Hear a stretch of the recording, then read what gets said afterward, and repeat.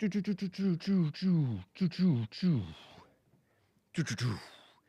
is 9 a.m. here in Los Angeles. It's Monday, June. Everybody loves Mondays, by the way. June 23rd, AD 2025. And we're going to get going here pretty in short order. I'm going to see if I can do this quickly and to steal a word from Sylvester Stallone, expeditiously. What's up, Seesaw, Cloud Bops, Thor Mode, Zazen, and the rest of you guys? What? No, I don't use that. Thanks. Hello, everybody. What's up, Potleaf? Dolphin Spirit. Thank you, JLP, raiding the stream. Here, let me get stuff going over here. I will get to your calls and super chats, guys. I will get to your, you can call in 1-888-775-3773. I wonder if I'm gonna be talking in this video that I'm playing from the beach from last year. I know I need to get more beach streams out. I have a lot of footage, actually. How much more obvious? Yeah, see, I'm talking here. But look how obvious that globe is. Look at the beautiful sunset. This globe. Oh, Lord. Talking. I ought to be live on, yep, I'm live on punchy.tv/Hake, as well as Facebook. Mainly people watch on YouTube and Rumble and D-Live. Shout out to the D-Live crew. The faithful, the redheaded stepchildren. I banned one of my redheaded stepchildren. I had to ban him. I wonder if I should bring him back, because what's a little slander between friends/fiends? You know, let me disclaim everything that you hear on the Hake Report. I don't represent me. You represent you, I represent me, but honestly, it doesn't even really represent me. Look at the guy that I banned. He wasn't being himself, he was possessed. There was this guy that I banned, right? From some place. And he was just falling in line with the typical NPC angry mode. You're angry, you backstab, and you gossip and slander, and malicious gossip is a grave sin, according to Stefan Molyneux, who's back on X, whom I disavow too. I disclaim him, actually. We'll just call it disclaim, as opposed to disavow. Because disclaim just means that you don't claim him, nor do you reject him. You just disclaim him. You're not claiming him. So that's what we do for Hake. Doesn't represent Bond or JLP or the network or anything. A little disclaimer. We do a little disclaiming. Look how far out we can go. And it's good to do that in general, because you don't know. What? You think you know? You don't know. Nice and low tide. This guy's talking too much. This Hake person.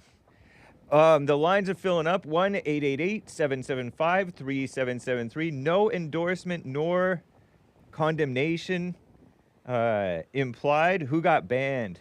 Oh, it's not your business, I guess. I don't know. You go over to D-Live and find out. What's up, Dustin? Age of Inversion. Forgive yo mama. Yeah, I do poke the flat earth bear. My watch broke. That watch that you're looking at right here, it broke. Because I was trying to pry off the band, and I pried a little too hard on the plastic notch thing that in which the bar thing goes. And I pried off the plastic part. Banning's extremely beta male, says 706145. I don't care about that. I don't necessarily think that's necessarily true. It can be beta, but it can also be just the right thing to do. What you're supposed to follow some rule of never ban? There's no, you know what I mean? Who says who? It's beta if you're emotional. That part is beta. What's up, Sartire, for our word tards, etards Ray? Nice to see you guys. Let me make sure that I have these things over here. There's a lot going on in the world. There's this, there's these, there's these untrustworthy people. I understand. Oh, I understand the Mark mindset, because the Mark mindset, you know, about my one of my co-hosts, I guess you could call him. I disclaim him though. About race, because you'll fall into your you definitely identify with yourself, and when you identify with yourself, you're gonna fall into the race thing a little bit sometimes. I think a lot of times they do, especially like the POCs, the outsiders who come in here, and they become insiders, so they think, and then something happens to indicate that they're actually outsiders still, or that somebody associated with them is an outsider, such as a supposed American offspring in our military of illegals, of an illegal. All of a sudden, there's this Marine, this U.S. Marine. I've known some Marines, Mexican Marines, by the way, in America, and they end up. I mean, not the ones that I know necessarily, but I'm sure they might. This one Marine, according to Drudge, I checked Drudge, feels betrayed or claimed to feel betrayed after seeing like an ICE agent or somebody punching and subduing his father, who supposedly running to the truck to get his ID. Like we're supposed to believe that. I don't know. When he saw the ICE coming, La Migra. And so he ran. He's an illegal, been in here since the 90s. A gardener, and they detain him. They're going to deport him or something. And this Marine, U.S. Marine, son of an illegal, feels betrayed by the country. If you feel betrayed, you're the one betraying. Or am I wrong? It reminds me of beautiful Sion. Remember she called in complaining 5 years ago or so? Sorry, Sion. Not sorry, but forgive me. She called in 5 years ago saying, people told me to go back to my country. And so anytime that somebody gets told to go back to their country, or some other person was told, well, why didn't you stay in your country? Why didn't you stay in Mexico? She took this side against the white man who was talking sense about some guy who was complaining about his son or grandson being a victim of racism or something silly like that. Pardon all this yapping over here.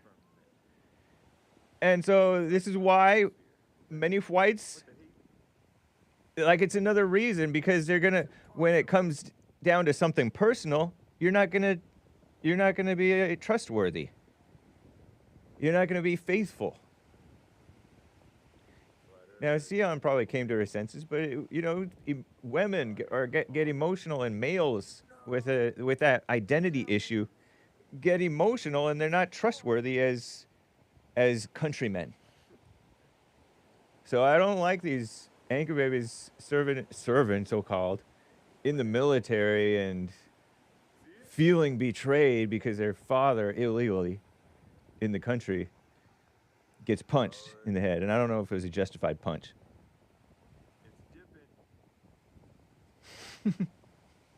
We're on the brink of World War III, and this guy's still obsessing over race, SMH. What good is talking about World War III to do? I like human nature stuff. I'm not even obsessing about the race thing. I'm just pointing out that people are untrustworthy. It's ridiculous. Untrustworthy.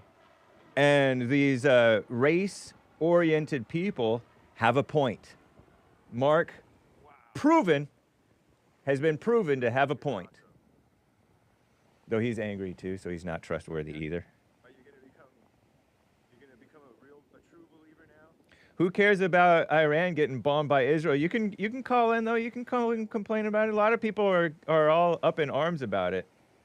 East Coasters, a lot of people are all up in arms about Iran getting bombed by America, supposedly for Israel. What's Hake in the background saying? I'm debunking the flat Earth mess.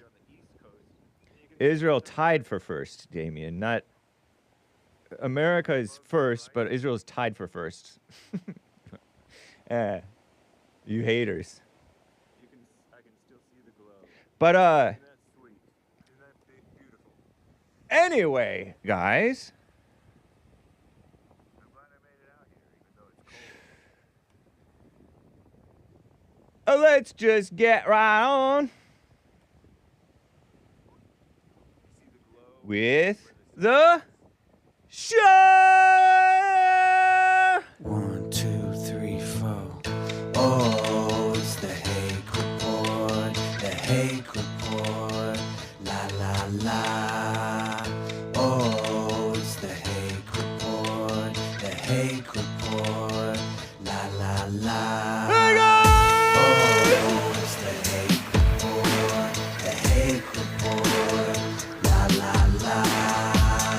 Oh, it's the Hake Report. The Hake Report. La la la. Oh Lord. Wait. So, how you guys doing? No, this is not good. I am fine. Lord. I have my disavow t-shirt on. My Teespring orders, you guys know how I used to use Teespring, and I no longer can trust Teespring. If you mosey down here over to the stores page, I do have a link on the thehakereport.com/store, and I don't recommend using Teespring. I recommend using Printify, but I placed an order way back in October for Teespring, and the orders are just coming in. They're just coming in right now. It's crazy. So this is my Teespring, Hake's questionable Teespring store, thehakereport.creator-spring.com. It's changed hands. It's not even really called Teespring anymore. But yeah, I've been going through issues. I received my order 8 months later. One of them I got like shortly, and they have mugs and stuff, but I'm wondering if, like, I think Terry said that she placed an order, didn't receive anything. And so I noticed that I wasn't receiving anything, and other people have abandoned Teespring because Teespring has not been reliable. So use Spring at your own risk. But I finally got, I think that's what this is October order, November, December, late October, November, December, January, February, March, April, May, June. 8 months, nearly 8 months later. So, it's kind of like, that happened with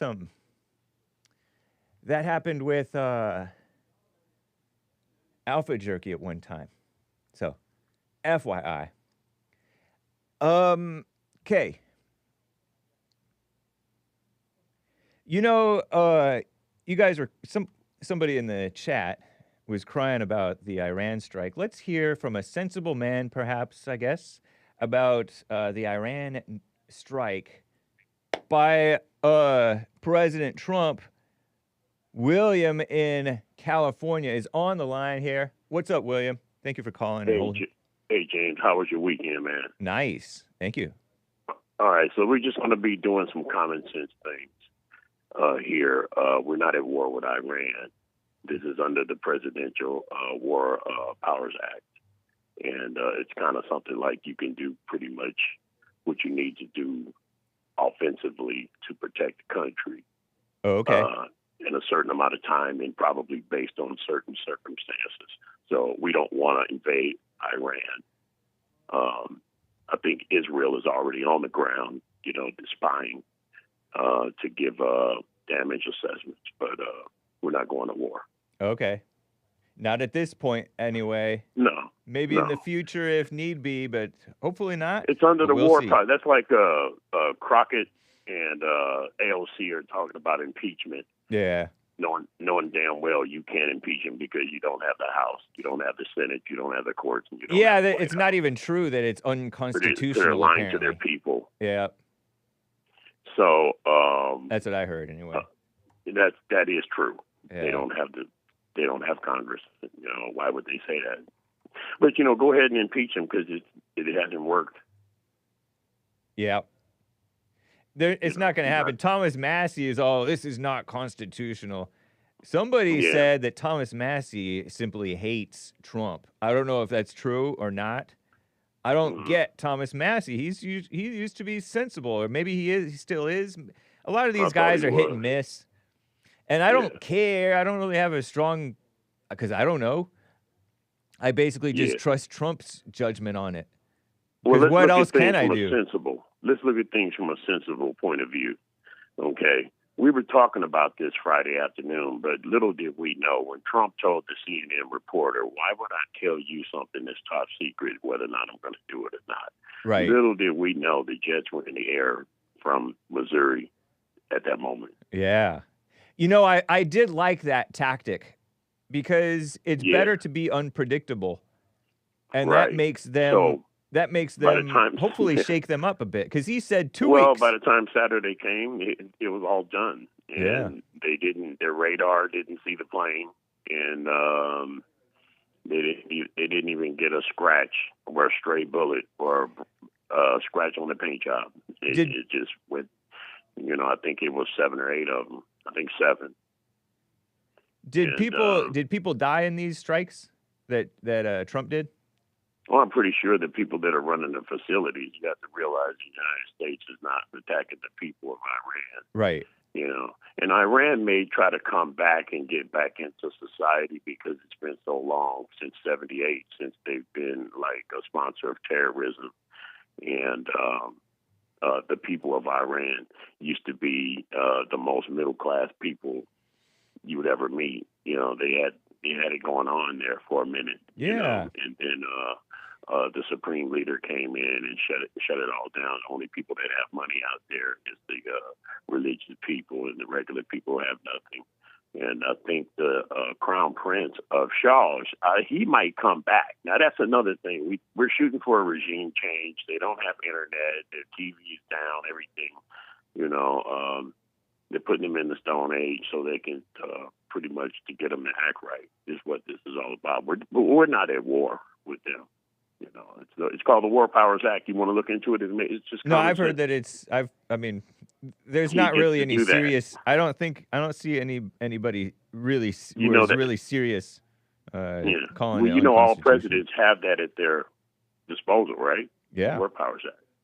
I mean, I think Obama bombed Libya without any congressional approval, if I'm not mistaken. Yeah. And I mean, I think he used it there. Yeah. You remember the Grenada, the island? No, I don't. I've heard of it. That's 1980. I forgot what year it was, but they invaded that island. Cuba was trying to set up shop, and as you know, the Monroe Doctrine, which means everything around the United States, you can't do certain things.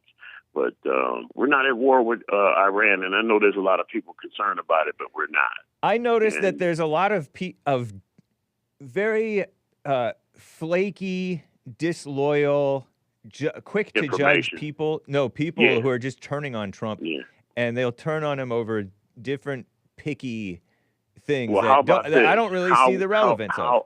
How would Kamala Harris handle this? Worse. So I'm satisfied. He's the one. Basically, what I see, what I picture, is he would not. It may not even have come to this had Biden not let it go out out of control in the Middle East and also in Ukraine and Russia. Well, actually, Obama and John Kerry. Those two. No, but with Biden, Israel got attacked by Hamas, and that I don't see that Yeah, happening under everybody Trump. seems to forget. Everybody seems to forget October 7th, Yeah, and the didn't Palestinians Biden putting. refund Iran, and so Iran was funding Yeah, the way that Trump portrays it, and I don't know if it's true or not, but Iran got their money from Biden, and from so they no were from funding Obama. from Biden too. Yeah, Yeah, Obama. But and so they were funding all these terrorist organizations, they so-called. funded Hamas. They Yeah, funded Hamas, the Houthis, who attacked Israel October Hezbollah. 7th. They supplied the Houthis. They supplied Hezbollah, and Iran is responsible for all that money that Obama and Biden gave them. They used it for drones and missiles to attack our best interests. And this bombing the other day, as you know, they left Missouri. They left Missouri, and the planes came from coming. You know, we left east. We had a couple of battle group Navy cruise missile attacks from the submarines. And let me tell you, you know, Carl Vinson, Nimitz, and the Gerald Ford supercarrier, they all came from 3 different directions because you know why? Because Earth is a ball. It's a ball Earth, baby. They all ended up in the Red Sea Shout from out. different directions. So there's your proof right there. Pow. And there's not going to be a Department of Flatness. I don't know why they like to study this stupid stuff. The Earth is round. So, you know. Now, there's an island of, what's that? I'll tell off you the one coast thing: of- the flat you know earthers that island over there? You are know that sensible island on by stuff. India? You know the island by India, right? No, I don't know. I didn't know there's an island by India. Garcia Vega, it's like a base for the United States. Uh-huh. You know, so they didn't even, that squadron of bombers didn't leave. They just stayed there, and Iran was looking at them, but the United States came from the other direction with invisible planes. And we're not at war. We're just putting them in their place. Nice. Now, Indeed. Yeah, I saw it as kind of a spanking. simple. It's simple, But we'll see James. what I mean, happens because they're Yeah. pretty squirrely. They're pretty they're like They've been a avoiding- chihuahua that yeah, nips and they are. ankle bites, and so they may still try Yeah. to put up a fight. And so we'll They're see what doing all happens. of this kick the dog until it bites tactics, you know. And before we move on, wanted to point out that you and I talking about what's the use of Juneteenth festivals, and that just last year several festivals were shot up, including the Round Rock That's Texas right. shooting. Yeah, well, we spoke too soon. They had 10 shot and 1 killed in South Carolina for Juneteenth just this weekend. What a mess, man. What a mess. Unsurprising. And the blacks are pretty mad at Kroger's store because they put out these Juneteenth cakes, and some of them said free at last. It was hilarious. And they're really pissed. they had cakes of Harriet Tubman. And it's like, what does Harriet Tubman have to do with Juneteenth? Come on, this is like... I mean, it's both it's slavery. We've heard of her with regard to slavery and Juneteenth with regard to slavery. They have It's these loosely cakes. connected. You should see it. It's online. They got these cakes that had some hands with broken chains. That's cute. And a couple of cakes that free at last, and they were pretty pissed off about it. They were all on. Well, we wish them well. We wish the blacks well, don't we? Yep. They had one cake that was a watermelon. It was super funny, but you can check that out. It's hilarious. But we're not at war and everything. Right on, I man. wanted to talk about that. And it's just common sense that the ships came from one direction to the other and then the other, and that's why this is a ball. Nice. Nice. I appreciate it. Good to hear from you, William. All right. All right. Bye. And Robert in Kansas. We like to have balance on this show. Robert, how you doing, man? What's up? Hey, man. Well, first let me say William is retarded. Whoa. white. You can't be saying that word. He's retarded, white. and All right, gay. I'm going to hang up now. What? I just told you can't be saying that word, and you said it again. Okay, I love you, William. I'm sorry. I didn't mean it. I take it back. So what happened with your boss man there, bro? Like, what are you doing? I think he had his legs locked. I think he had his knees locked. He was standing up this time, which a lot of times he's sitting down. So Right. yeah, I see what you're saying. But Yep. yeah, hey, you gotta take over, bro. Okay, I will. Okay, just tell him what to do. will. He's probably smoking that Whoopi Goldberg Bubba Kush. Is what the problem is. What? You're being a mess today, Robert.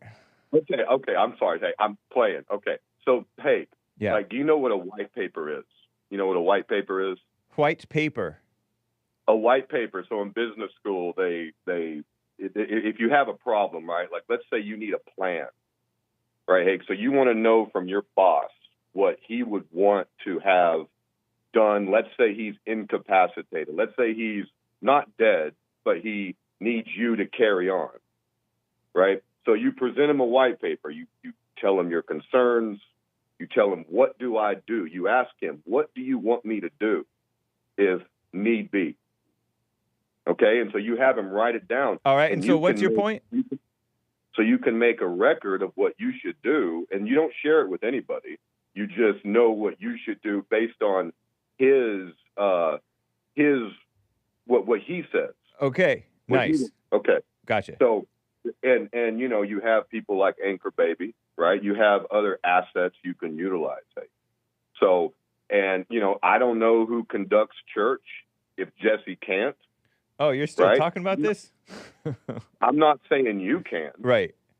Okay, because you know, we're autistic. We can't do church. Maybe Anchor Baby could do it. Right. But in terms of conducting church, it doesn't mean Jesse doesn't have to be there. But yeah, bro, you gotta make it where you are. I mean, you need to be on. I got stage, you. I got you, Robert. I got your point. That's all you wanted to talk about? No, you know, the Iran thing, brother, just to maybe spark some more calls, you know. I don't want to spark more calls. I just want your take on Iran, because William said we're not at war. Are we at war or are we not at war? Well, you're always at war. Okay, so we are at war with Iran, and we're at war with Iran.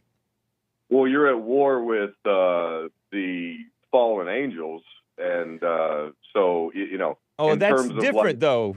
Yes.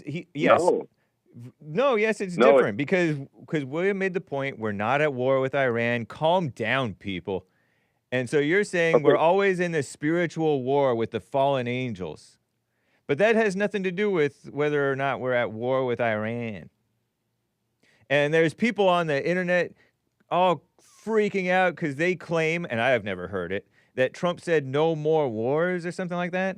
I don't know how he would promise something like that. I don't think that he promised anything like that. But for or against or indifferent on the bombing? You, Robert. But it's like a Vietnam, it's like in Afghanistan. You are never going to take Iran. Right. And that's the thing, is that Iran can only do what they can do. So it's like Iran is limited. They can't do anything. Yeah. But then you cannot take that country. That's why they haven't done it yet, because they can't do it. Well, they're not and trying, they know that. Are they? Yeah. And Hegseth told Trump, he's like, yeah, every general I talk to is like, dude, we'll just get smoked in the valley. These people live in the mountains. Where are they going to go? You can't do anything. So you can. You mean you can't have, because Trump talked about regime change. Is that what you're saying? Is that you're acting like we would need to invade in order to swap out their regime, their leadership?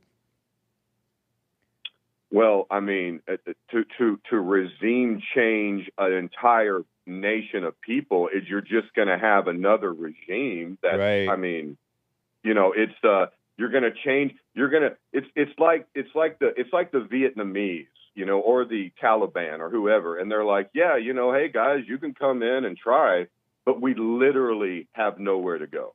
Nice. Okay, do you understand? Like, if you take my rice paddy, right, you push me off my rice paddy, okay, so then I'm off my rice paddy. You got it now. So then what do? You don't think I'm coming back? I don't have any other rice paddies. So they could come to America as refugees like they've always been doing. Yeah, ship the Palestinians in. That's what we want, right? Hey, Indeed. bring the Muslims here for Israel. It's like, dude. Taro, I hope that doesn't happen. I mean, it's not like we have quality people already. We have problem people in America now, and they're embedded and entrenched. It's ridiculous.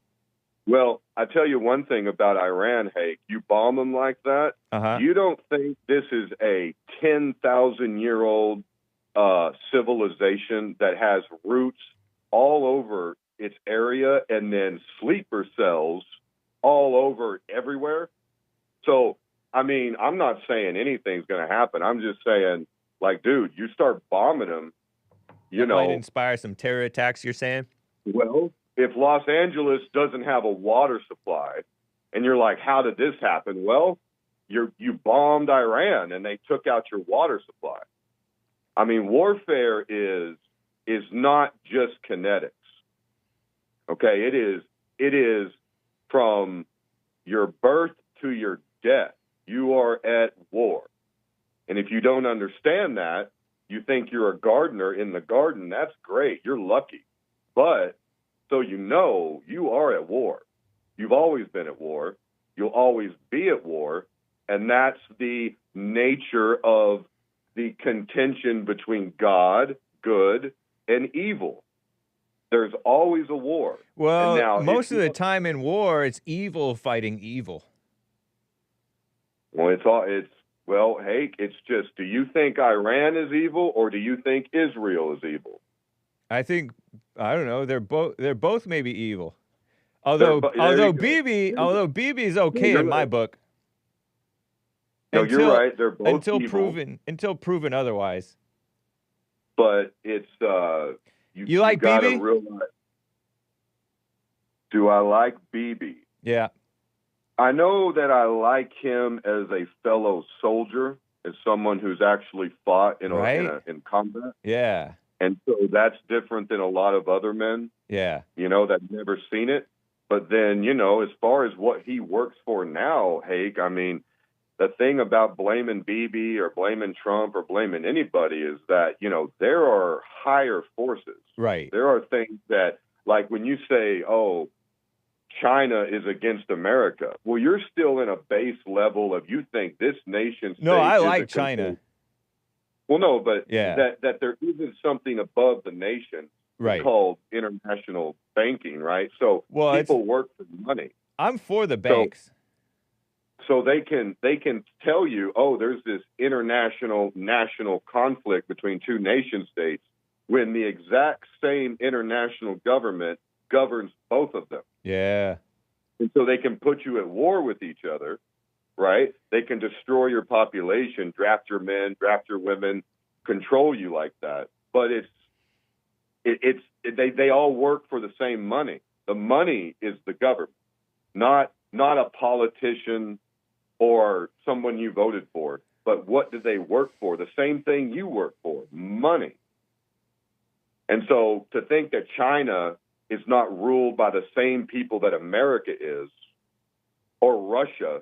When that's the thing about Russia, what did Putin do? I think that Trump understands that too, is that everybody just wants to have a life. And so he's able to make deals with people. So he may be able to finagle this thing in a way that works out for good for everybody. Hey, okay, well, let's get off this. Hey, Anchor Baby grabbed Jesse at the right moment, and I don't know what that was, but I'm very proud of him. Me too. And I want to tell Anchor Baby, if he's listening, metaphorically, I'm going to need you to do that even more. You guys need a plan. I want, you tell me no one can host church but Jesse? I believe you. Doug already has done that. He did a great job. Exactly. There you go, Hake. There you go. Doug. Thanks, man.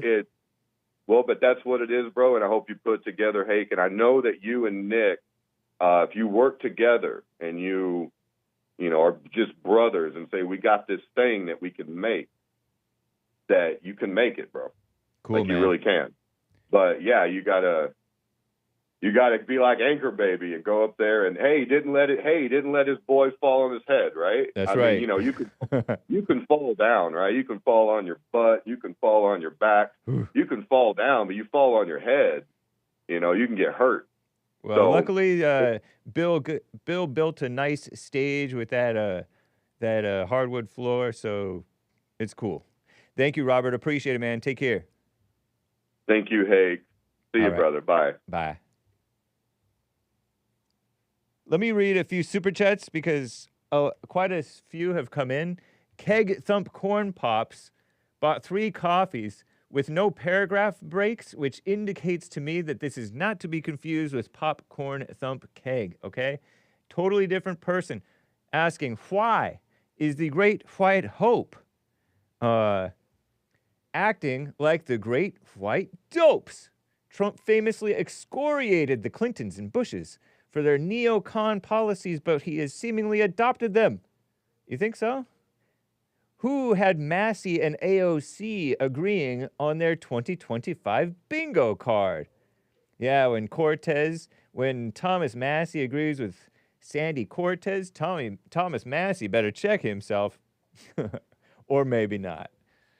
Compare and contrast the U.S. Constitution, Article 1, Section 8, 1973 War Powers Act, and Trump unilaterally declaring war on Iran. But Trump has not declared war on Iran. Trump has said any attack on U.S. citizens or territory is an act of war, but somehow it's not war if the U.S. does it. Interesting. Rubio is claiming Iran closing the Straits of Hormuz is an act of war, yet it's their territory. Maybe dropping 49 bombs isn't an act of war, but 50 bombs is. Pakistan wants to sell nukes to Iran. Yeah, I saw on Drudge that Putin was saying there's many nations who would supply nuclear weapons to Iran. Whoa, Pakis, Stannies. I better not say Pakis because that's not right. They don't like that, I guess, maybe. Especially not from a white person because they hate white people having the freedom of speech. Will Trump bomb Pakistan because Iran cannot have a nuclear weapon? You could generate some serious power off the neocon spin. We're not at war with Iran. We're at war with Iran's nuclear program. Interesting, sir or ma'am. So Iran can bomb U.S. nuclear power plants, and it's all okay because they're not at war with the U.S., just U.S. nuclear power plants? Hey, man, we're more powerful, so we can say rules for thee and not for me. Right? Might makes right. 2 problems are Congress is in on it, and they would have to impeach and remove Trump, Vance, Hegseth, Rubio, and Johnson. The only thing worse, and for what, too? Like, he didn't really even do anything that doesn't have a major precedent ever going all the way back to, let's see, George Washington. Even if you think it's unconstitutional, you're going to have to, like, overcome all that if you want to set it back to right. But I don't know. I don't know if he was wrong or right on it. The only thing worse than a 6'5" milquetoast, know nothing, do nothing Vance would be a 5'5" milquetoast, know nothing, do nothing Johnson. Mike Johnson is 5'5". Is that true? I disavow this. I disclaim this stuff. Trump's domestic agenda is blocked at every turn by the courts. Indeed.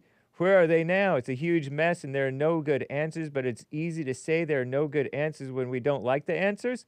Greg, somebody says Massey is wrong, but that person is a neocon who fought in Operation Iraqi Freedom. But he's not the only person saying Massey is wrong. There's a guy named Cernovich who is not a neocon. And Cernovich says that Massey's just outright lying. He's acting like an influencer. Like he just wants to get play on X. This person claims Article 2, Section 2, but there was no U.S. interest or imminent threats, and Congress was not notified 48 hours before the planes left. I think you're getting lost in the weeds, man. Who cares? Perhaps the strategy was to bomb worthless Iranian targets, or Iranian targets, both to show seriousness of business and give Israel a reason to stop bombing them, even if that's the outcome. Does it make it legal or right? Trump should have neither agreed nor disagreed. Thank you for your attention to this matter. But it sounds like you're disagreeing on this because Trump can bomb them without agreeing or disagreeing, right? I don't know. Thank you, Corn Pops. use paragraph breaks. I don't know how to do paragraph breaks, but ask Popcorn's Thumpkeg. He's a computer scientist. Look at Popcorn's Thumpkeg's super chat right here. Paragraph breaks. Very nice. And I don't know how he did it, but it would be helpful if you were to do that, maybe. And then also be a little bit more pithy, and I don't really know your point other than whatever. Anyway, thank you, sir, for your 3 coffees. Yeah, I don't know. Chris bought a coffee. Hey, Hake, what's going on? I recently went to Italy and loved how Christian it was. So good, really. Not like home in the UK, which is losing its Christianity daily. Such a shame. Really? Italy. Very Catholic, anyway. So they're Christian still somehow, says Chris. Well, UK is definitely losing, not very Christian. Ugh. Cesar 3 coffees. Sup, Hake, I meant to say not much from me on Friday. Yeah, that's what I figured. Same thing as today. Busy day again. Right on. Much respect for a working man, Cesar, and thanks for your support, as always. Popcorn says, on the topic of immigration, one thing you'll often hear from those who generally oppose it is the sentiment or statement, just come in through the front door, not the back. Do it the right way. That's what some people say. That's what the boomers say. But some people don't want it at all. Well, I've interrupted his super chat. I've heard that quite a bit, and at one time, correct me if I'm wrong, I believe I've heard you express a similar opinion, though worded a little differently. You go right when callers use that phrase. I probably might say that when callers will use it, but I do want to limit immigration. Although almost certainly Jesse has said something similar. You've moved away from that and have started openly saying how you really feel, which is I'm actually not even for legal immigration. This has been like a long time. When I realized what Ann Coulter was saying in 2016, why do you think so many people are dishonest in expressing how they feel about immigration? Come in at the front door is such a trollish statement, in my opinion. No, there's boomers who really do feel that way. I'm not advocating for illegal immigration, but there's that but. Why does a but thing happen when you're talking about people who say come in at the front door aren't going to be waving flags and cheering at the immigration ceremony saying you did the right way, welcome USUS, to USA or whatever. There are some immigrants who come in the right way or come in the wrong way and then go through the process somehow and get legalized and naturalized and become full-blown citizens. And there are people who are happy for them. There are white American patriots who are happy for their friends who become naturalized American citizens. And some of them even love America. Some of these immigrants who become legal citizens. But the problem is that we are letting way too many in. And all of them are not friendly to America. And as I was mentioning at the beginning of the show, they're not trustworthy to love white Americans and to love America and the freedom of speech and the Second Amendment and not vote Democrat, for example. You vote Democrat, you're voting against America. I think people say that because they know how long the process takes, so they're fine with people being on that hamster wheel for years and years. No, we don't know how long it takes, actually. As long as they don't have to deal with it today, he says. No, you're wrong. I mean, there may be some people who think like that, but there's a lot of people who are... white people generally want you to respect the law, and that's a big step. But the law has been so corrupted because the law used to favor the white Anglo type of nations because those people suit the American culture and civilization better. They already have the Christian values, the freedom values, a little bit more per capita than these other foreigners who come in. And now since the 1965 Immigration Act, they flooded us with the Mexicans and Latinos who do not have the freedom of speech values at all. They cry racism against the whites, and they don't. They act like they're Christian, and it's an act, kind of like anybody. So, and then all these Asians with their foreign stuff, and it's become a big mess. It's become a diverse and ununified mess. So, nice. Lin Yan Chin says, stupid / Hake. Capacity for mental abstraction, also known as imagination, is IQ. Stupid. Oh, yeah, because we were talking about what IQ is, and I'm like, I don't know. Okay, so capacity for mental abstraction, also known as imagination, is IQ. Stupid. The practical imagination. Yeah, I've noticed that, man, Lin Yan Chin, I will have a vision for something, and I'll express it to a coworker in the past, at, prior jobs and prior positions, different people, working with different people. And partly because of IQ and partly because the person is just judgmental, they don't have the vision for what I'm talking about. So sometimes it's better not even to express it because they just can't understand. It's like when I was pointing out this obvious globe, like, look, it just drops off. The horizon proves the globe, It just drops off. It's not any vanishing point of going forever to a vanishing point or practically forever. No, it's a drop off. But there's people who didn't comprehend that that's what I was saying. They're like, there's no curve. Well, you don't see any curve. Why are you saying that it's obvious globe when you see the horizon? Because you're just seeing a little sliver. That's just a tiny segment. But they can't comprehend. Their comprehension, mental abstraction, their being able to visualize might be IQ. Stupid. Thank you, Lin Yan Chen. He also says, also tell that one fake white that church is woman noise, not the path to salvation from us POC. There I go, wasting money on a mouth breather with no comprehension. Again? Oh, terrible. Lin Yan Chen. I do my best. I feel he's getting frustrated with my thickness. I'm thick-headed. It takes 10 years sometimes for stuff to sink in. Somebody told me something, and 10 years later, it shocked me, but 10 years later, it's still sinking in. I shake my head. Oh, I saw some on some Rumble rants as well. I'll read them from here. Commander Kim Hake, so white, he taking notes in church while the great black hope falling over in church. What the? LOL. Yeah, I take notes during church. I'm the church producer, if you will. That means that I do the timestamps and the blog post, the podcast, thumbnail clips, stuff like that, to that effect.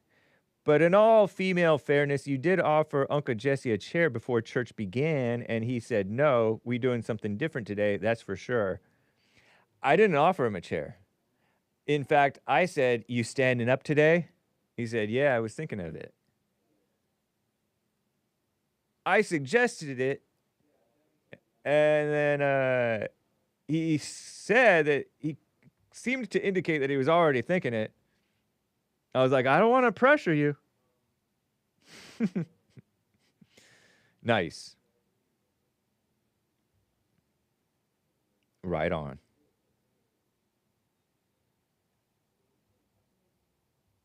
Appreciate the support. So let me I like to keep up with my notes and things, guys. So supers,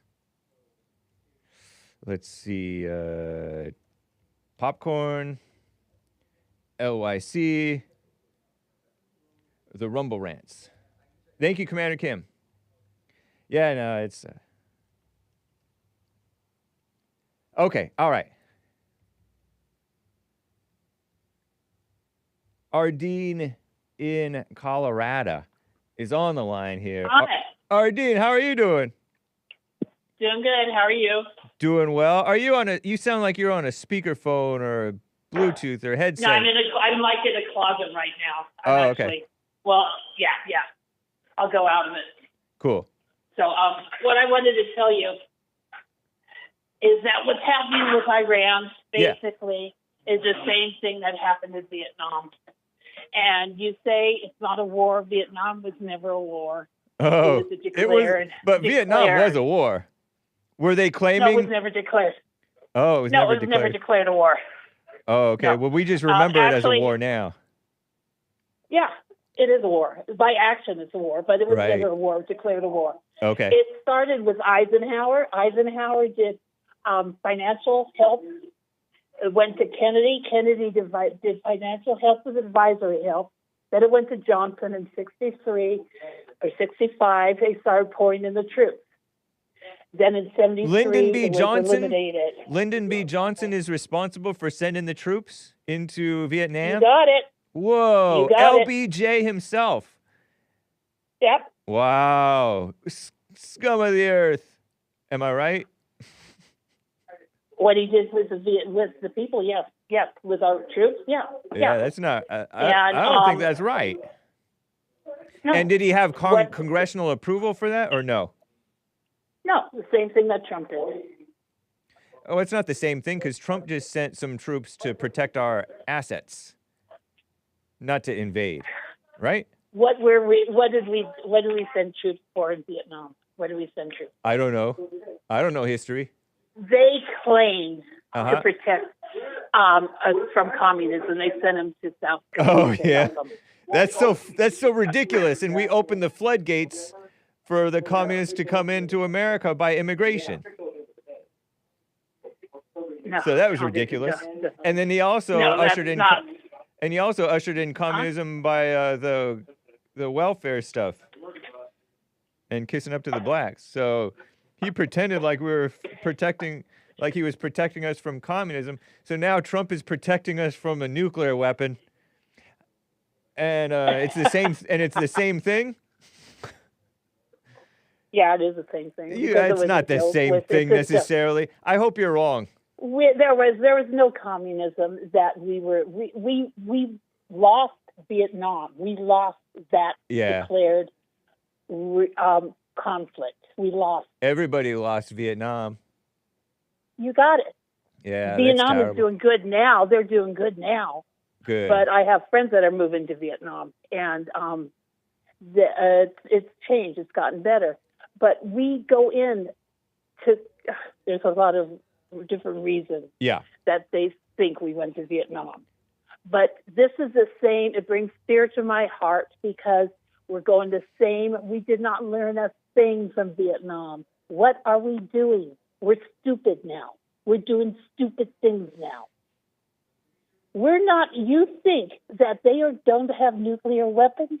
You don't think they can get nuclear weapons from Russia and China? Seriously? And Pakistan? Seriously? But Russia and China kind of like us. China. What about they kind of like they're an ally. They're in ally with Iran. Right. They are there. Yeah. Okay, now we have a problem, a big problem. We're ushering ourselves into a third world war. You think so? And I'm scared. I'm scared to death. Yeah. Do you think they might? I had friends die in Vietnam. I had friends and family die in Vietnam. I know the hurt. Right. And I have friends now that have Agent Orange. Thank you, Vietnam. Thank you. What is it? What's the symptoms of that? Agent Orange? Yeah. Death and a lot of cancer. It's the cancer. It's the cancer of the skins. It's basically what they it's that thing that Monsanto does. It's crazy. It's that the spray for killing weeds. That's Agent Orange. DDT? No, I don't know. No, they sell it on the. I've heard something like that before. They had to kill the foliage for Vietnamese, or in the they had to kill the foliage so that our troops could work over there. Yeah. But it's like we are playing with fire now, and we really think. I don't buy the peace through strength. I don't buy it because there's alternative facts. Right.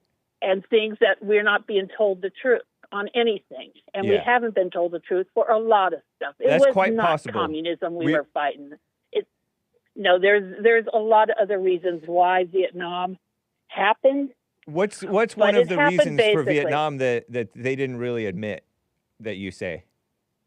Getting the drugs over to the United States of America and making our people addicts. It's the Cambodia, Laos, and what Vietnam. good did that Vietnam. do them to do that to us? Who did that, and what was their motive to bring drugs into America and get our people addicted? Was it like a money thing? Like they thought that they could get money by getting drugs from Vietnam? No, it's like control over people. Are drug addicted people easier to control over sober people? Big time. Yeah, that's why they're pushing pot in part. Pot is not the issue. We're talking opiates. I know, but we're talking about drugs in general. People are same thing with pornography. Pot is not a problem. I didn't mean to take you on a tangent about pot. I was just making a comment agreeing with you. I just yeah. It's the opiates. The opiates are the problem with our country. And pornography too, same thing. Another drug. I guess, but that wasn't Vietnam fighting us. Right. Pornography wasn't the issue with North Vietnam. Yeah. That wasn't the issue. But it's like we're heading down treacherous territory, and we're going. My grandchildren, I'm looking at them, and I'm thinking they're not going to have a future. They're not going to be alive because here in Colorado Springs, we're ground zero here. We are in Colorado Springs because of the military stuff that you guys are working on. We have 6 military bases here. Nice. So you think Colorado Springs, in a 20 mile, probably 20, 30 miles, we have 6 military bases. Well, now, I encourage what are they going to go for? Ardene, do you want any advice? What, to move from Colorado Springs? No, I'm just asking if you want any advice. I don't want to advise you if you don't want advice. Advice how? How? What would you say? I would say don't worry your pretty little head. Because it's not good for you. It's not good for your health to worry. It's not good for your grandkids to worry. And, you know, there's nothing. There's literally nothing you can do. You know what I mean?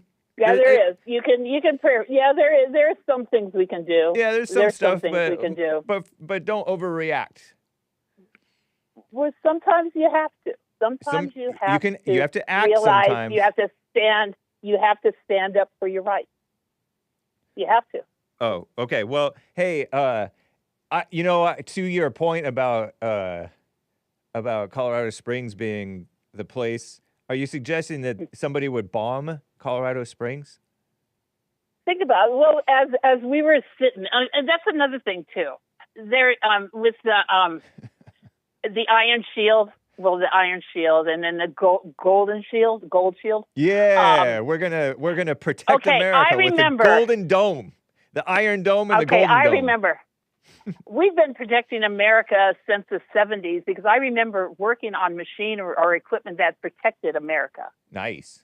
I was working on satellites for NORAD to protect for reconnaissance flights here. Don't share the United States. Hey, don't share, before I have to stop you, don't share any classified information. It's not classified. You know I was working. I was I know, civilian. But loose lips sink ships, Ardene, and you know how women like to get to talk, and they get all proud of what they're into, what they've been involved with, and they may say something that they're not supposed to say.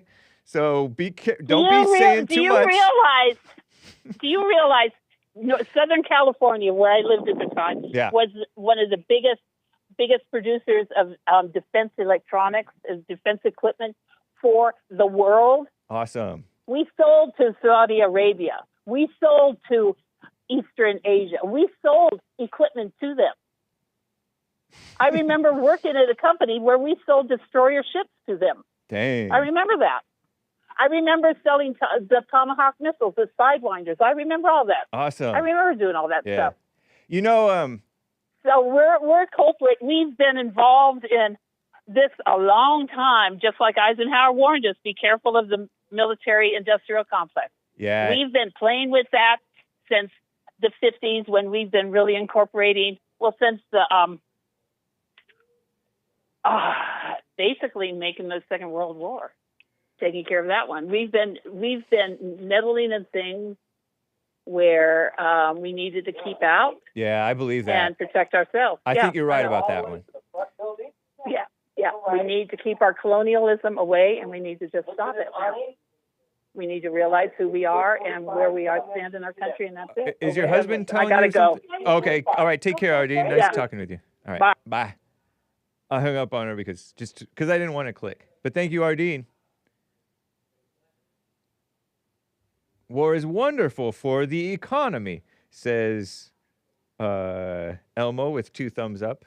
That might be slightly sarcastic, but it does. I don't know. There's all kinds of stuff going on. To her point, I was driving on a Saturday afternoon, evening. Keep our colonialism away. That's communism. We didn't protect ourselves from communism. I was picturing, like, because I've seen footage of these missiles striking, and they seem to strike out of just nowhere.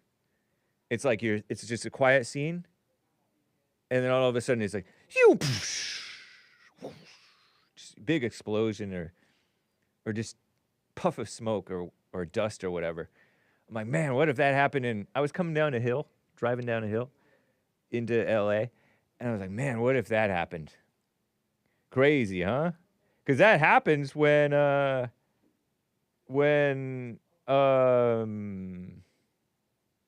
happens over there. What's to stop it from happening over here? I guess it's like, it seems like it won't happen, but I don't know. It's crazy. Not to put fear or anything. It's just interesting to ponder. Crazy.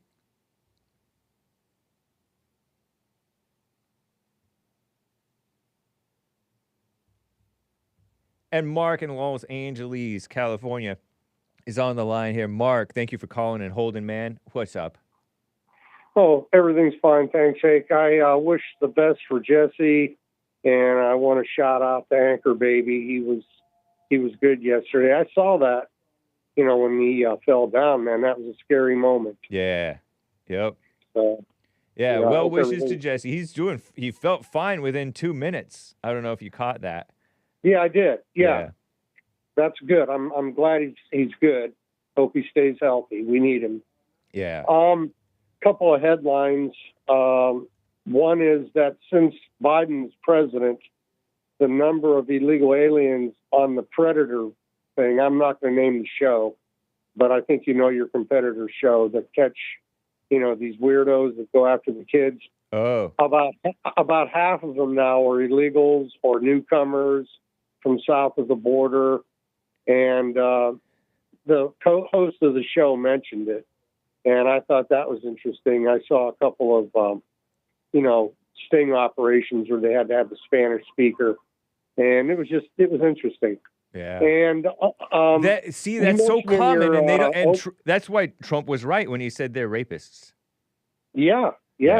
I mean, some of them have green cards already, and of course, those are revoked when they're arrested on a felony, especially something serious like that. And he went on to say that when they get deported, they caught a couple of Guatemalans doing it, and when they get deported after they go to prison, they'll go to jail in their home country in some cases because of the kind of a crime they committed. So that's good news. But I don't know how many they're catching. But just the fact that the number of catches have been illegals in the last 4 years says a lot. Yeah. On the thing you said in your opening about a Marine who was upset that his father got deported or something. Yes. Okay. Yeah, well, I've talked to Mexican Marines, and most of them are patriotic, and I hope one calls in to say that. Because I asked one Marine reservist what would happen if we went to war with Mexico. Are you going to have a problem with it? Yeah. Because he's got uncles and cousins and whatnot. And he truthfully told me he probably would have a little bit, of a problem going to war against his own family members. Yeah. So it is kind of an interesting question. Yeah. But you don't know what's going to happen until that happens. Of course, in Marine history, the halls of Montezuma was the last battle that they fought in the Mexican-American War. And that was where they trained Mexican officers in Mexico. When the Marines cleared that out, the war ended, and we got all the states we got and everything else. Wow. That went with it. And Mexicans are attracted to the Marines. There was a lot of them in there. Most of them 90% good, you know. I don't know about nowadays, though. I understand they're letting gang members in. So. Yeah, they use our military for training, weapons training and tactical training, and then they go back and then train their gangs, seemingly. I've heard. Well, I don't even know how did they even get in with gang tattoos? Are they waving that? Maybe they don't necessarily have the gang tattoos, or I don't know. They may. The culture is so pro-tattoo that they may start to waive that stuff. You know, they're loosey-goosey with everything else. Well, Obama and Biden, maybe they did something like that over the years. Yeah. Hopefully, SF will hopefully change that, like he's changing back the names of forts and battleships that were named after activists. Yeah. He's naming them back to like Fort Bragg. You know, Bragg was a Southerner, so we can't have him as a name on there. Although they brought it back. The last thing is Bragg though the one that was it? There was one that was named after somebody. Okay, yeah, it's Fort Bragg, but it's named after a different Bragg now. So lame.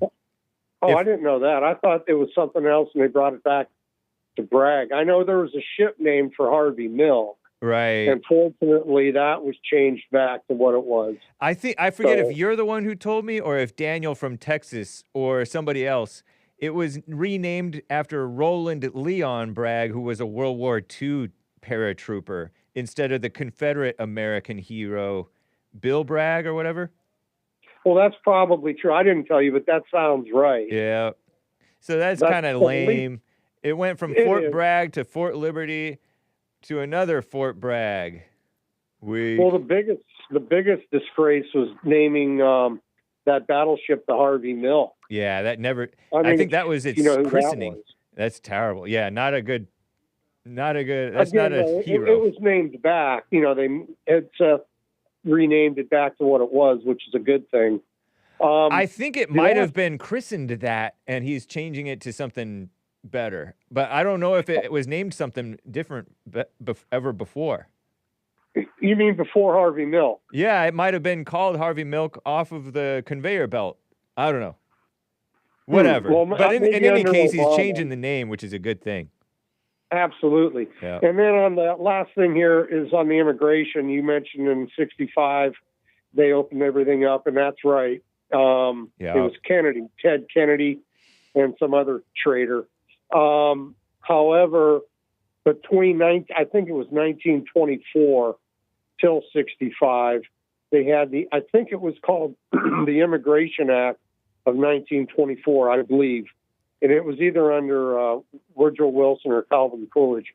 And under that law, primarily the only immigrants America accepted were European.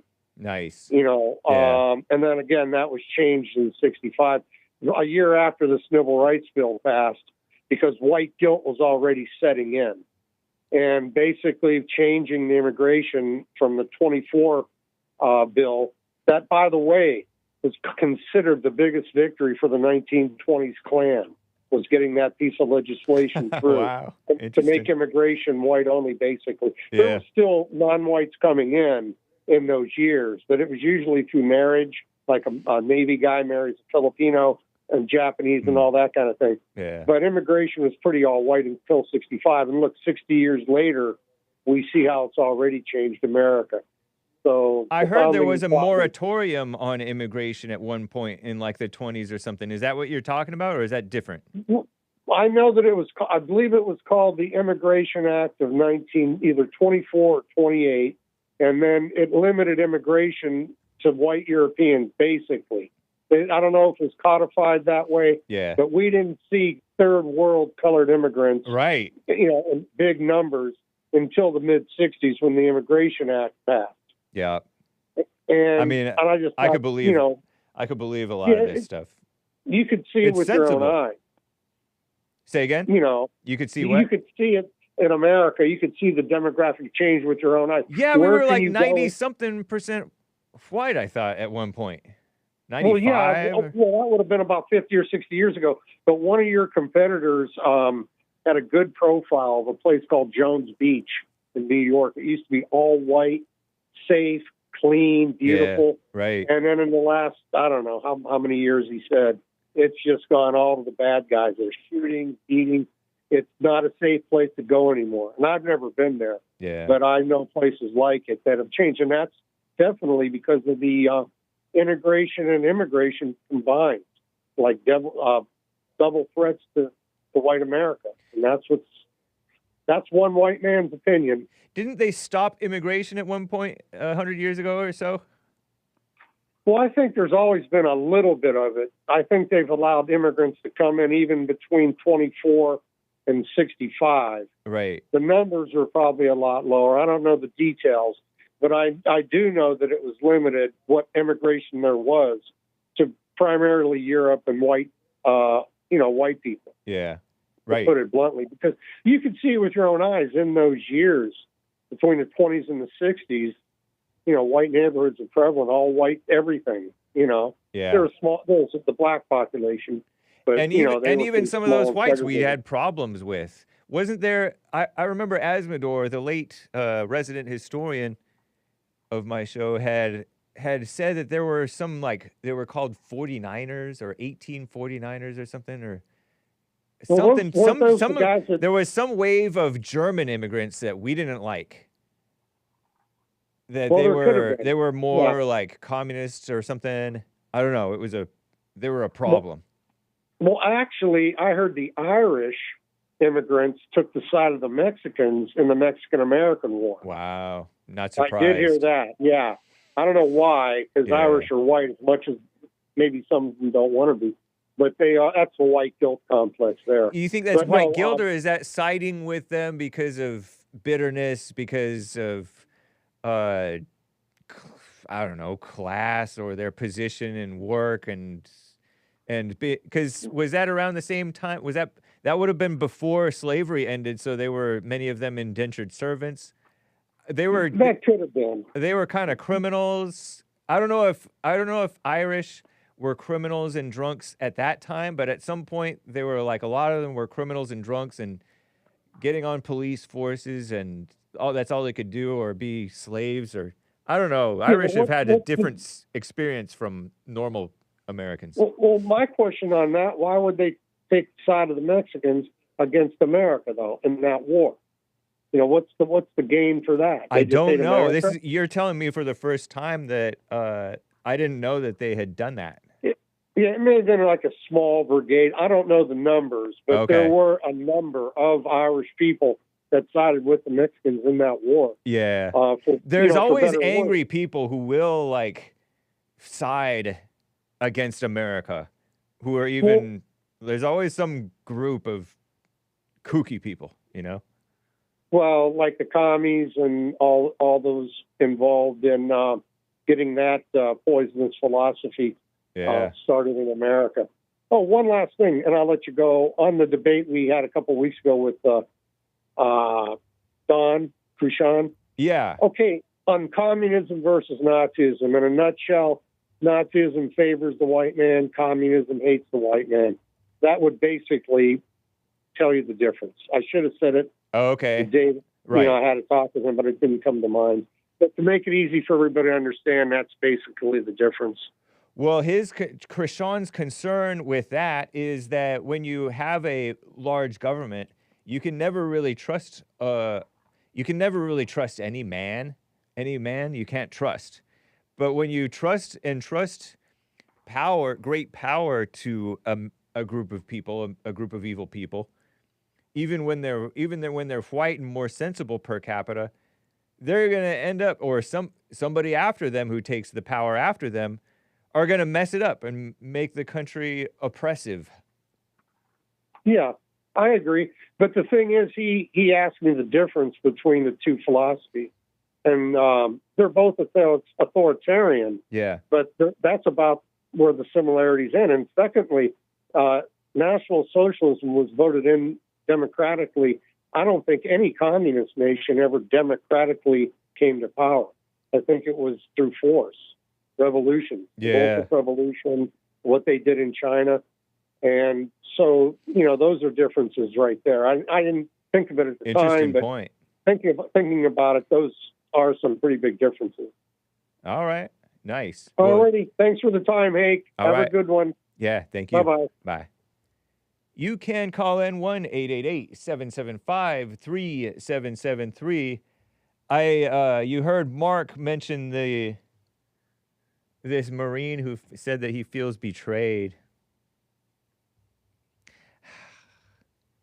Let me read you this headline. I saw this on Drudge. I started checking Drudge again. Drudge Report. Shout out. Kind of liberal. Doesn't seem very Christian.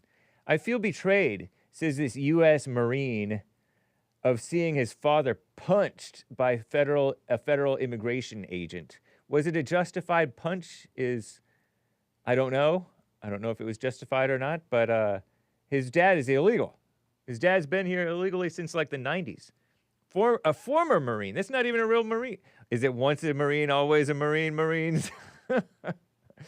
Whatever, they call him former Marine. Says he feels betrayed by the U.S. When you feel betrayed, you are the one doing the betraying in your evil heart. Are you not? Feeling betrayed. Marine, former Marine, feeling betrayed. Or am I wrong? I've noticed, though, when people feel betrayed by Trump, and so what are they doing? They're not supporting him anymore. They're the ones betraying him. He's not betraying them. He's always been for, talking big about the Iran thing. It's not like it's a surprise. And he's always been very pro-Israel. It's not like it's a surprise, not like a bait and switch. You guys claim that that he promised no more wars. And I know that he's said that sentiment, and he seems not to want war with Iran, but just wants to spank them real hard, and then hopefully they come to their senses. We'll see what happens. But anyway, going back to this story, that's an example of people feeling betrayed and thinking that, Trump is whatever. They're judging him too quickly. That's what this guy's doing about America. And he knows that his dad's illegal. And therefore, he should actually be illegal, too. I'm not sure I'm for people serving, quote unquote, in the military and then getting their citizenship. Because most of the time when people serve, it's for selfish interest. They get perks. They don't expect to go to war and die. Sometimes you might end up dying or whatever. And I'm sorry to hear it. But I don't even, anyway, Oh, you served my country. I protected your freedom. How? How did you protect my freedom? You didn't. Oh, we went to Iraq and protected your freedom. Iraq was not a threat to our freedom. Even Iran is not. Although, I mean, if they could drop the bomb on us, baby, or our friends, whatever. Anyway, let me get through this story. The post of the blows to his father. Okay, so he saw a video on social media of his father being pinned to the ground and repeatedly punched by a federal immigration agent in Santa Ana. That's right down the road. That's in Orange County, northern Orange County, very Mexican area. It's not nicer area of Orange County. It's kind of, it's not a pretty area of Orange County.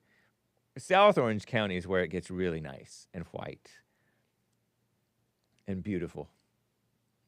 The post of the blows to his father helped spark a demonstration with dozens of so-called protesters demanding the agents leave Santa Ana. Online fundraiser to raise money for the man's legal expenses. Narciso Barranco, 48-year-old landscaper, seized off the street. He has 3 sons who are U.S. Marines, including 2 on active duty. The oldest son, 45-year-old Alejandro Barranco, said in an interview on Sunday, so he's talking to the liberal media, other 2 at Camp Pendleton. Hey, I go down that way. I feel betrayed. My dad has no criminal history other than being illegal. He wasn't doing anything bad other than being in here illegally. He was just working. The way the federal agents attacked him, I don't think is right. Well, I don't think it's right. Your dad is here illegally and you're acting all uppity now. See, these people here, they start to turn on America because they have a because their personal and family interest is above what's actually right. And the law. These people don't respect the law. Just because he doesn't have a criminal history doesn't mean he's not a criminal. His father was in the process of applying for a form of immigration called parole in place. It can grant illegal family members who are a family of active duty military permission to stay in the U.S. for a while, usually a year. They can be extended, so claimed Alejandro Barranco. He said his father, who is illegal, they call it undocumented, has lived in OC, Orange County, since the 90s. So he's been here like 30 years or more. Owns a landscaping business. No criminal record, he claimed. Independent search said he didn't have a criminal record, at least locally. Narciso and the point of crime is to get away with crime, so we don't know whether he's done any crime. I'm not implying he has, whatever, but he's illegal. That is not disputed, that he's illegal. According to the report, he's illegal. That is not disputed. So there's a Democrat in Santa Ana saying, this is just madness. You have a family of 3 kids. At least it's a father, not a mother. In the Jesse Lee Peterson show, there's a mother and these National Guard anchor babies, I guess they're called. Maybe they're illegal too. National Guard trying to show up because their mom might get taken away because she got a text to show up for ICE or something. Family of 3 kids took an oath for the country, ready to lay down their lives for the country. I doubt that, man. Okay, but whatever. You say their parents can't stay here? That's right. Fair is fair. Right is right. The law is the law, and it's a just law. We've been bending over backwards for these people, and they don't even appreciate it. They feel like they get to ask for more and more and more. He was working a landscaping job, gardening for IHOP, International House of Pancakes. I think they renamed it to IHOP. On Saturday, June 21st, approached by several armed, masked men in civilian clothes in the area of Edinger Avenue and Ritchie Street, wherever that is. The son has since spoken to his father, told him he saw the men walk toward him. In a natural human reaction, he ran towards his trunk to grab his ID. I don't know if that's true. According to him, according to the son, the father ran to the truck to get his ID for these masked men. Or was he just running away from La Migra? Shout out. I think I have the video footage. This is a little news report, and then I'll get to your calls and stuff. But I just wanted to cover this mess. This is from local news, NBC or something, 4. Hopefully I can play it. How do I get away from here? Is the Peacock NBC? Let's hope I don't get copy striked. Copy struck? Copy something or other? Copyright strike? Copyright block? Are they going to play it? It isn't electric. Oh, Lord. Unless it I don't want to hear your mess. But there's this whole news report that shows where he gets rocked. And I don't support it necessarily, but... Okay. Other top story tonight, fear and uncertainty that continues in Southern California amid more reports of immigration enforcement operations. We're also seeing new protests begin after a dramatic detainment that was all caught on camera in Santa Ana. I want to show you that video right now, and a warning, it may be difficult to see. The video making the rounds on social media shows federal agents hitting and pinning a man to the ground. NBC4's Amber Frias live in Santa Ana. So that was 2 punches I saw. And did he need to do that? I don't know. I didn't see what I didn't see. Anna, with what we see how it's all emotional? Fear. This reminds me of Ardene. Oh, scared. NBC4 LA. know right now, Amber. Woman. A woman reporter. A woman anchor-S. Along with a male. Kathy, Jonathan, that video shows you one of multiple enforcement operations that people out here tell me happen throughout the city of Santa Ana. Exactly, enforcing the law. Let me not interrupt too much, hopefully. Anna, this morning, they say soon after that happened, beautiful. Many of them came down here and started rallying. At this time, there's about Degenerate Mexican flags. Sorry, guys. Not sorry, but I had to interrupt. 100 people out here, and their message is that they want. That's not a help. They are blind. They are not they're not making me sympathetic. And I like illegals. ICE out of OC. Now, we have not been able to independently confirm whether ICE was involved in these operations, but after reviewing the video you mentioned and others from other operations this morning, I can tell you there are Border Patrol agents clearly seen participating in the operations. Now, I do want to take you back to that video because, as you mentioned, it's the one that's causing the most outrage here in the community. They're outraged because they had to subdue the guy. And another warning, this video is disturbing. It's not that disturbing. It was more disturbing watching Jesse go down with Nick catching him. That was disturbing. And can be disturbing. This guy's 48 years old. He's like a few years older than me, and he's a landscaper. He's sturdy. He can handle a couple hits. I've been hit a little bit. Many. Now, on that video, you see a man who is on the ground surrounded by Border Patrol agents. One of them is seen punching him in the head twice while he's face down on Just the twice. pavement. The agents then forcefully load him into an SUV. Car horns can be heard blaring in the background. In another video, which appears to show the moments before the arrest, the same man is seen running from agents while carrying a weed whacker. Witnesses say he was a landscaper. I'm very compliant when I'm arrested. I'll tell you that much. Working in the White people are compliant. Some of these non-whites are not very. They're a bit. What? area. Now, a few miles away, another operation. This time at a car wash. Management. Now, I'm not facing deportation, but. Mayor confirms 2 employees were detained by Border Patrol. We've reached out to ICE for comment on both incidents and on the use of force seen in that very first video we showed you, but have not heard back. Now, in the meantime, like I mentioned to you, protesters continue to march through the streets of Santa Ana, demanding an end to these operations. Sorry, kid. It makes us feel angry. It makes us feel sad. It makes us feel...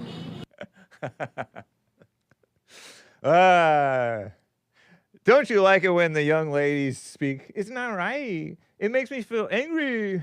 Frustration because they're out here taking our people out of our streets. A lot of not your streets, lady, young lady. Grew up here, were raised here, and it's just like that's part of the problem. Was we let them stay here, and now they feel entitled to be here. At some point, you have to say no. You have to stop it. The best thing we can do is come out here just to not show true. that the best thing you can do is not worry your pretty little heads, ladies. You know, people care, and that we are doing what we can. It's been that looks like a white lady with her mask on. Really emotional, just seeing all of the support. Cut it out, ladies. All these emotions are not good for you, and it's not good for the country to be pandering and catering to your evil emotions. All the honking, you can hear it in the background. Like, Santa Ana really cares about this issue, and it's something that... Santa Ana? She called it Santana. What? Hits close to home. Maybe that was a white-sican. And we also reached out to Santa Ana Mayor Valerie Amezcua for comment, what? But we have not heard... A woman mayor, Valerie Amezcua. Back yet. Look how beautiful Orange County is, even when it's the Mexican area. Reporting live from Santa Ana, Amber Frias, NBC4 News. Hey, Amber Frias. Nice. So that's your little report. These people betraying the country because they don't like the law being enforced on them. It's horrible. I will get to all of your calls, guys. Hang tight. Yeah, I know. I was thinking Santana. That guy's... Can't even trust him. I do like illegals. It's just that they have to go back. Okay. And maybe not all of them. There's people. There's callers who are illegal. Some of them got deported. I got a call from an illegal who got deported. It was tough, but he reunited with his father because they separate families to come here. They separate themselves from their families to come here, by the way. I shake my head. Make sure you do catch the anchor baby, who is, speaking of immigration, right? Knit is coming up next in a half an hour or so. That's the anchor baby. What's up, Bethany? Nice to see you. I'm live on BitChute. Did you know that? It's funny. What's up, Kilo Alpha Tango? Okay, so let me get to Jaime in Minnesota. Jaime, thank you for calling, man. And Holden, go ahead. Are you there? Jaime, come off of mute, you boomer. I think he's on mute. Let me put him on hold. Jaime is not ready. Check on Jaime. Let me check on Ronnie, unless it's on my end. Ronnie in Ohio, are you there? I am here, my brother Hake. How you doing today? Doing well. How are you? All is well. Good to hear. Right on. I wanted to talk Iran, Israel. Yeah. So I heard you speaking earlier. You said you're just trusting Trump and you don't know what else you can do. That's Is that right. still accurate? You just blindly trusting him to, and then going along with that with whatever he does. Yes. I say blindly in the sense that I do see that where he's coming from is a good man of peace type of a place. In general, he's a man of peace and strength in his spirit. So I'm not blind in the sense that I don't know anything about Trump, and so I'm just blindly trusting him. But blindly in the sense that I don't know what's going on over there and what the real threats are or what the real story is. But I have a basic trust of Trump. And okay. what can you do but distrust Trump? Because I presume that you still distrust him. But what can you do but just distrust him from a distance and let whatever happens happen? I don't think it's the American way to just let the president do whatever he wants to do. Well, what choice do you have? You can't stop him. What are you going to do? Constitutionally, that's not true. And I don't necessarily I don't have like 100% distrust for Trump. Nice. But regarding this conflict in these two countries, you don't have any concerns at all? No, of course I have like minor concerns that, is it good? I don't know what's going to happen. That's a provocative thing that Trump did. They've been doing provocative things too. So, but whatever's going to happen is going to happen.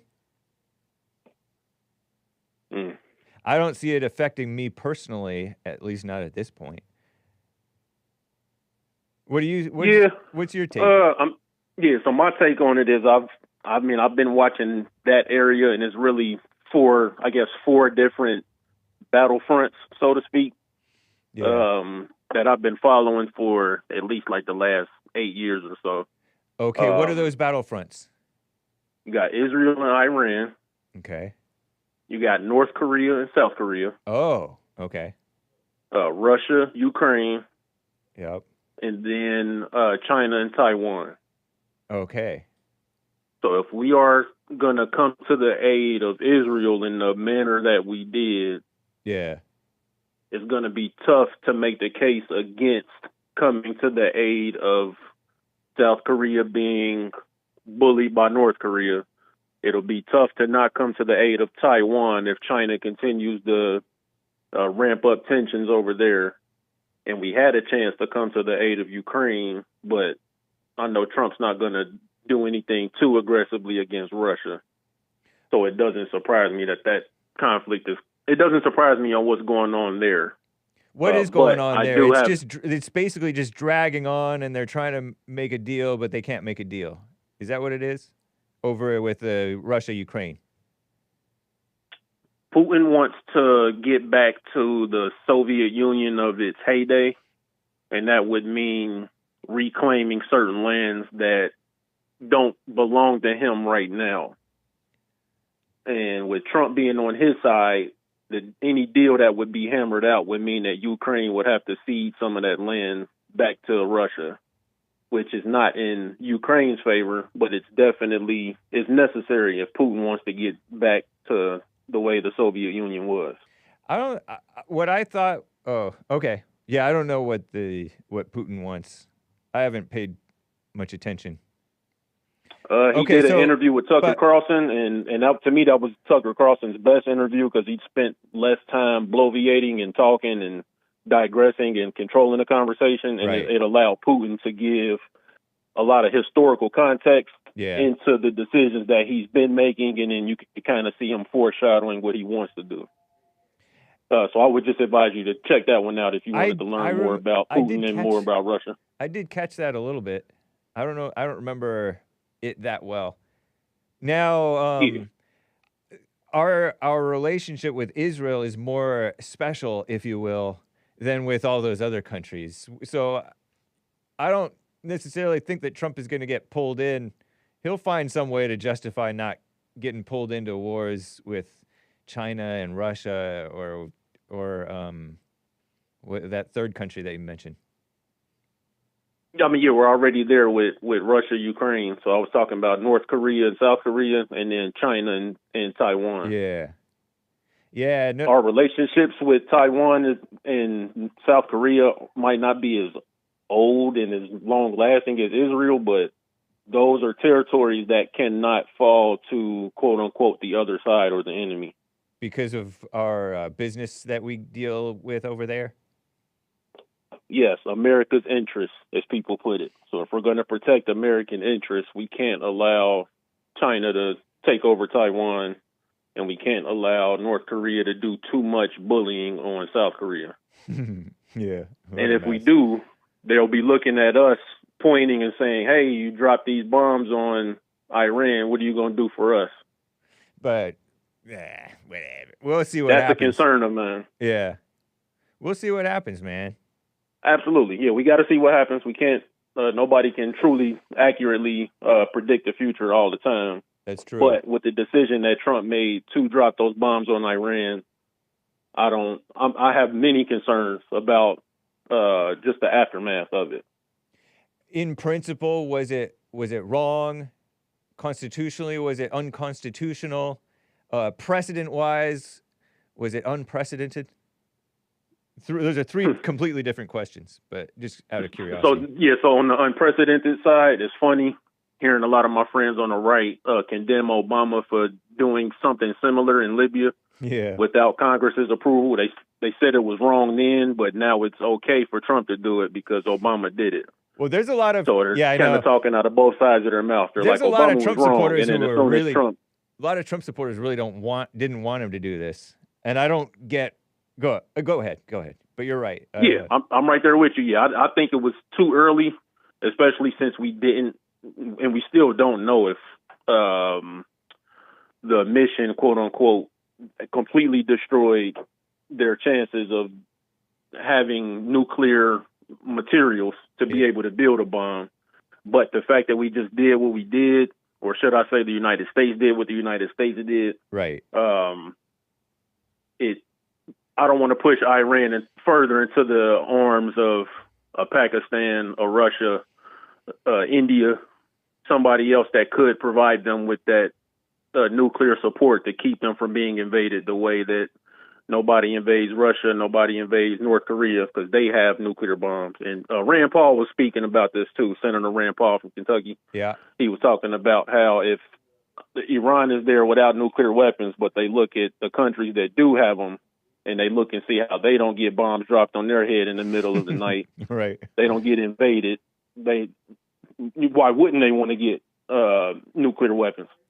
And I'm not a fan of them. I don't want them to have nuclear weapons, but the same argument that people laid out to say that Israel has a right to defend itself, it's tough for them to say that doesn't apply to Iran. But Israel is more civilized than Iran, seemingly, arguably. Maybe. I think. In terms of how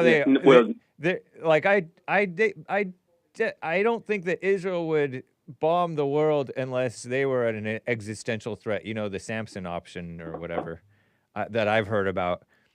Like if they're going down, they're taking all of us with them, and that's pretty smart. That's pretty an obvious move, but.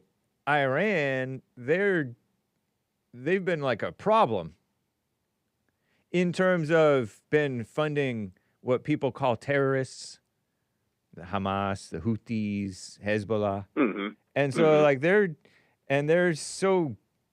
hate Israel for whatever reason, whether it's quote unquote justified or not, and they hate us for whatever reason, maybe supporting Israel in part, and whether it's justified or not. I think that it's more sensible to let Israel have the power and not Iran. It could be. Some people think that the more sensible thing to do is to stay out of it. Right. And I don't necessarily have an answer. It's too late for that now. Yes. Yeah, it's too late for staying out of it now. So now it's just a matter of... Was it too late for staying out of it 50 years ago, 100 years ago? I mean, those issues weren't there 100 years ago, and maybe they had started around 50 years ago, right before Reagan took office. But just meddling in that area, we just haven't had much success there. Right. And we just had a disaster pulling troops out of that area. Yeah. So to be kind of even flirting or even hanging around the slippery slope that is getting involved in that region, that's where my caution comes in. So that's why I was asking the question the way I asked it. If you blindly follow Trump or if you have some concerns, because I'm on the side of having some concerns. As meddling goes, I trust Trump's meddling more than I trust Obama's or Biden's or even W's or even HW's or Clinton's meddling. Yeah, Clinton, I don't know if Clinton had any problems with this stuff, at least not so obvious. But Trump seems much more restrained and wise and not afraid to do strong seeming things, but also much more restrained than people seem to give him credit for. Actually, a lot of people give him a lot of credit for being quite restrained. Don't you notice that he's quite restrained? No, I don't. Oh. I see the other side of it. Now, he's one of the other presidents didn't have social media, so it's easier to point at his tweets and his truths and say that he's not being, what was the word you used, restrained? Yeah, restrained in terms of like bombing and getting into wars and stuff. With Syria, he did that little strike and then that was it. With Iran last time, he knocked out Soleimani and that was it. Like he droned, people said that he droned a lot of people. Okay, I guess he droned a lot of people. Obama did that too. But in terms of no new wars is the claim. And that's probably partly because he's much more restrained than these, what they call neocons or neoliberals or whatever are. Yeah, that's fair. I think he listens to those. I think he listens to and works with the neocons, but I don't think that he's owned by them or owned by Israel like people try to claim. I think he'll work with them, he'll please them, but he's also his own man. Go ahead. Yeah, I was going to say those neocons that you were speaking to, I know that they were probably very happy in church on Sunday morning. I don't know I hope they didn't get a message from their preachers that conflict with them wanting to celebrate, but I know that they would love to see Iran get what came to them on Saturday. I'm okay with a little spanking as needed. I don't know. Anyway, interesting. We'll see what happens because don't want to get into predicting the future. Yeah, likewise. Thanks, Ronnie. Appreciate it. Yes, sir. Take care. Have a good one. You as well. Kenneth, a first-time caller in Houston, Texas. Oh, I'll try to get to Jaime as well. Kenneth, thank you for calling and holding, man. You're live. Hey, how you doing? I was saying that I feel as though this was very necessary. And with the history of Iran, I've been alive for a while. So back during Carter and Reagan, even before then. Nice. Iran's been just a tremendous thorn and a problem with many people globally. I feel as though that this administration and Trump, they've been playing 4D chess. They're thinking 4 moves ahead where everybody else is playing checkers. You have Iran that's been supplying these drones to Russia, and by doing what they've been doing, I think there's going to be continuous strikes too, with all these weapons platforms and taking out drones and missiles and whatnot.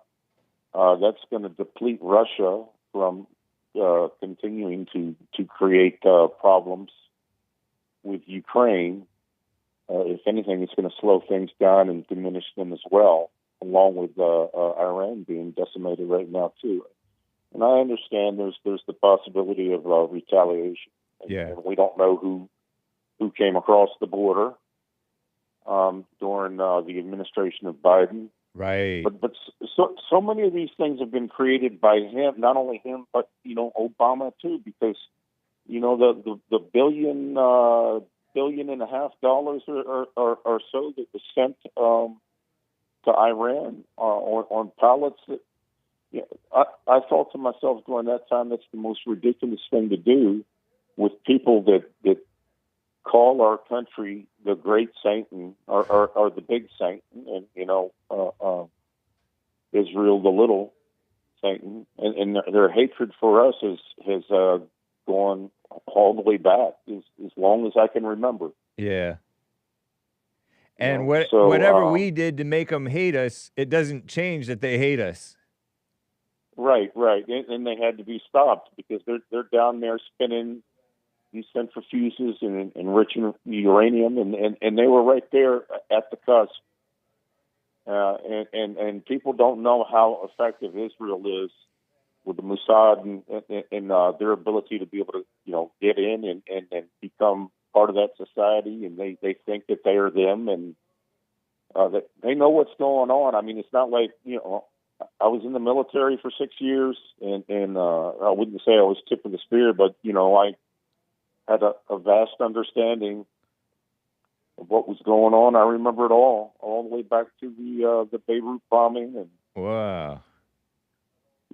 That's them. I mean, everything that's attributed to all these other things, it's them. Interesting, whether man. It's them or the Houthis, or whether it's whatever neighboring factions that believe in the same Shiite, I think, martyrdom and death to America, death to Israel. They had to be stopped, and I believe that the radical faction truly needs to be decimated so that Iran can actually be a country that can assimilate and become part of the free world, trading and whatnot and all that. That would be a dream. That would be nice. Yeah, until that it happened before. It did. It seemed like anyway. Somebody said that that's because we were kind of dominating, colonized them, but I don't know. Whatever. We'll see what happens. But go ahead. Cancer's got to be dealt with, and this Willie foo crap. No, I'm not down with it. It's FAFO. We got the right people right now. Yeah, I'm with you. He's the man. Trump is the man for the job, and he may do stuff that we disagree with or that may prove to be wrong in the long run sometimes. But he's still obviously the man for the job. I appreciate your call, Kenneth. I gotta cut it short though because just think of how much of a nightmare it would be like right now if it went the other way. Yeah, seriously. Where the word salad lady got in. I know. If it was stolen, the election was stolen, and then she God got forbid. in. These guys would still be down in there spinning all that stuff, and they'd have nuclear warheads to shoot on us. Yeah. Thank you, Kenneth. I appreciate it, man. Yeah. Call me again sometime. All right. I will. All right. Before I get back to Jaime, I have a couple more super chats that came in. One from Popcorn and one from, I think, Sion. Popcorn's Thump Keg says, the reason I framed the conversation around immigration as being dishonest is that the same people who use excuses like put America first and we can't bring more people in, etc., suddenly have a change of heart when it's people from South Africa. Then it becomes, okay, maybe a few more won't hurt. refugees suddenly become a legitimate cause. Once you drill down past the fluff, they just don't want non-white people coming into the country. Can you blame them? Have you seen the way that some of these non-white people are acting, waving their foreign flags and protesting for Palestine, protesting for Mexico? They're just not trustworthy. It's not like the whites are that much more, but they're a little bit more sensible per capita. If you're white, but not a normal white, close enough. My point is that principled anti-immigration stances are a facade. I don't know, Popcorn. It depends on the boomer, because many boomers are completely colorblind, or they're trained to be colorblind. But they soon find out, many times they soon find out that, you know how justice is supposed to be colorblind, irrelevant who you are, what you are, whatever. Man or woman, black or white or Hispanic or Latino or whatever. They find out that the non-whites don't think in terms of actual fairness. Popcorn, don't you notice that? You don't notice that? Anyway, Sion says, hi, Hank. Keep going to Jesse and checking on him. Loving face with hearts around it. And 100 and I love you. This is not devil horns, it's I love you. Sign language. Thank you, Sion. And Popcorn, as always. And actually, when even the race-based anti-immigration thing, it has a principle to it, Popcorn. Because the whites just tend to be more sensible. And come on, 60 actual legitimate refugees, like the South Africa ones. Anyway, a shout out. Popcorn and Sion. Thank you.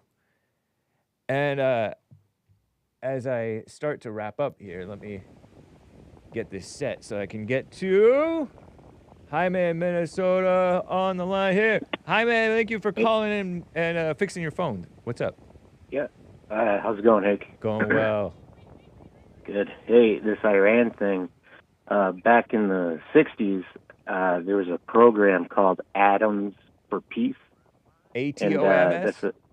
Yep. And it was the Westerns' idea of helping people get a nuclear reactor so they could have power and stuff. Okay.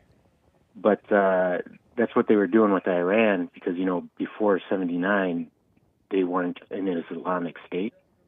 But as soon as they became an Islamic state, the Westerns turned it off and said, like, right away, we're not helping you anymore. Yeah. But in the 80s and 90s, China and Russia were still kind of helping them with a few things here and there. But not like big time. And it was off the books and, you know, that kind of thing. You're right. So, plausible deniability. And Iran kept going with because you can't just get uranium and then make it into something. You need all kinds of tech. And one of the big things are centrifuges, things that spin around really fast. Yep. So I've worked with centrifuges before. Right. Yep. And so the way that they do it is they get the ore, uranium ore, from the ground. Okay. And you get what's called yellow cake. We have 1 minute. Go ahead. And, well, you heat it up to 138 degrees and it turns into a gas. And it's very heavy. They pump it into the centrifuge and it separates uranium-238 from 235. 235 is the one that you use for nuclear stuff, not 238. You can't have that. Yellow cake is 99.3% 238, which you can't use. You need to concentrate it. So that's what Iran's been doing in those 3 sites, is they've been running centrifuges to concentrate their uranium to 235. Dang. Now, they got 5% is all you need 20 seconds. For nuclear power. There's no reason to go up above 5%. Wow, they went to 60. And as you start concentrating this, the concentration gets easier and easier.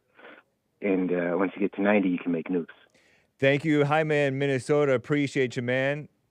The attack, that midnight hammer that they did. Short. No, I'm out of here. Call me again. All right, take care. Thanks, guys. Peace in the Middle East, or at least in your hearts. Take care.